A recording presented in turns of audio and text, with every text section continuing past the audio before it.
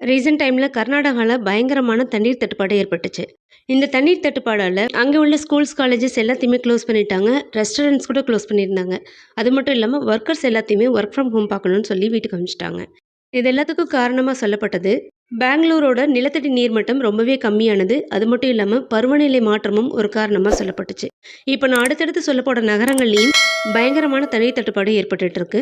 இதுக்கான காரணங்களாகவும் சொல்லப்படுறது நிலத்தடி நீர்மட்டம் குறைஞ்சு போனது. அது மட்டும் இல்லாம பருவநிலை மாறுபாடு தான். இந்தியாவோட financial capital one of the most metropolitan சிட்டிஸ்னு சொல்லக்கூடிய மும்பை நகரத்திலையும் இப்போ பயங்கரமான தண்ணீர் தட்டுப்பாடு ஏற்பட்டிருக்கு. மகாராஷ்டிராவோட கேபிட்டல் மும்பை. இது பக்கத்துல கொராய்னு ஒரு வில்லேஜ் இருக்கு. இந்த வில்லேஜ் மும்பையோட முனிசிபாலிட்டியில தான் கவர் ஆகுது. இந்த வில்லேஜ்ல கிட்டத்தட்ட 5000 குடும்பங்கள் இருக்கு. இந்த 5000 குடும்பங்களுக்கும் போன ஒரு வாரமா தண்ணி சப்ளை பண்ணப்படல. இதனால இந்த மக்கள் எல்லாருமே கம்ப்ளைண்ட் ரைஸ் பண்ணியிருக்காங்க. இந்த தண்ணி வராததால இங்க இருக்கக்கூடிய மக்கள் எல்லாருமே தண்ணியை காசு கொடுத்து வாங்கி